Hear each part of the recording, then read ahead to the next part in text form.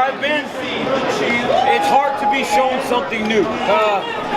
This is big because Stipe's so good, but at the end of the day, I've been here time and time again, so I'm ready to go. How much different, when you fought the best in the world in 2 weight classes, how much different is it competing and fighting a heavyweight? It's a lot easier because I don't have to manage the weight.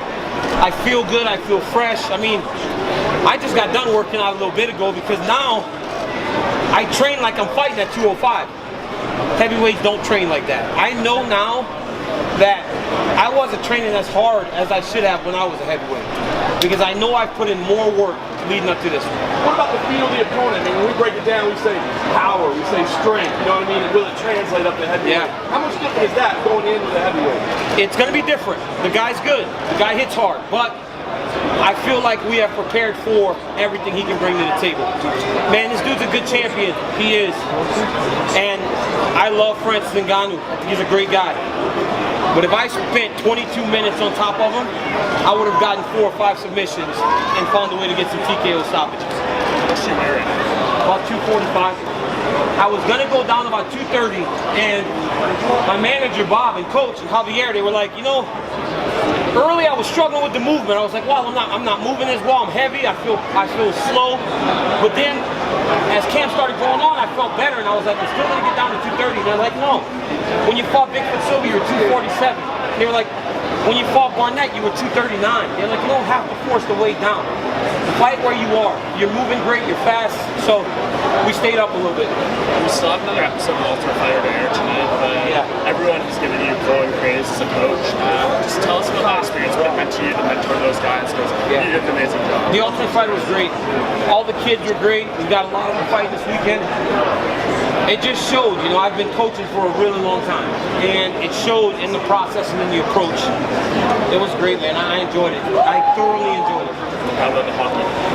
The hockey might have been the worst thing in the world that I've ever experienced. I mean, but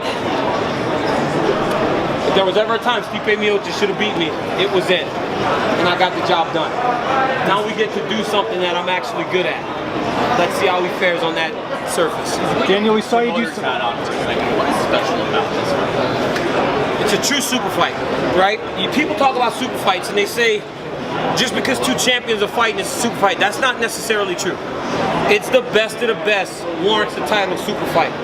This guy has done things that no other heavyweight has ever been able to do.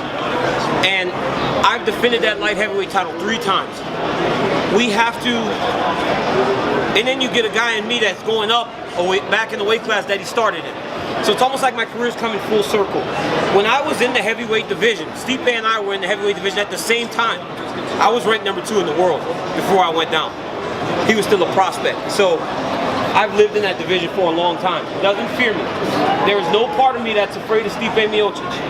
And in terms of styles, the fact that he does a lot of his best work inside works to my advantage. Why do you think heavyweights have had such a hard time with Stipe, trying to, you know, get the knockout on him or finish him? Why has there been so many issues? He's fought some tough guys, but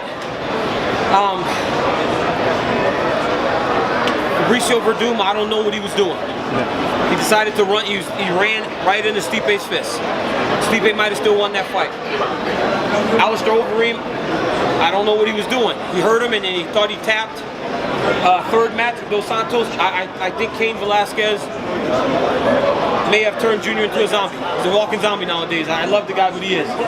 And Francis Ngannou can't wrestle. So this will be the first time he's fighting somebody that can do everything. He hasn't really fought a wrestler. Yeah, I was just going to say he hasn't really fought a wrestler in his career. How much, you know, your wrestling's amazing, but how much confidence does that give you knowing that his opponents haven't been good wrestlers? Nobody's really pushed him in that area. I'm not anticipating that it's going to be easy to take him down. I just know that the longer I can make us grapple, the better the odds are for me. Guys, I tell you this, there are odds makers for a reason. They instilled me as the underdog, and it's great. Stipe Miocic is in a completely different situation. Last time he got disrespected. I feel I'm getting disrespected. Stipe Miocic is fighting a guy that he's never seen anything like this. There's odds for a reason. But know that those odds and all that money that they've bet on him, it's tied to one outcome. The only way he can win is to knock me out. There's no other way he beats me. If he didn't finish Ngannou on the ground, he is not finishing me on the ground. And if we fight for 25 minutes, there is no way he gets his hand raised. So all the money that people are betting, know that it's tied to one outcome, because that's the only way he wins the fight. DC, really quickly, can you tell us about those shoes? Oh, my wrestling shoes. Yeah. Hey, my guy Jacob Casper, he gave me wrestling shoes because Jake's a good training partner that I've gotten. Two-time All-American heavyweight from Duke University.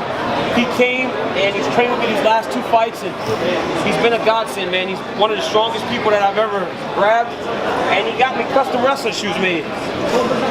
They say Cormier UFC 226. On the opposite side it says "and new" with a picture of me in the octagon, and on this side is the championship belt, and it says reigning, defending, and the undisputed champion. So it takes a smart guy, and Jake's a smart guy. He went to Duke. He went and made these special for me. I wanted to share them with you guys today. That's why I wore them. So hey, thank you guys. I appreciate you guys all for coming out.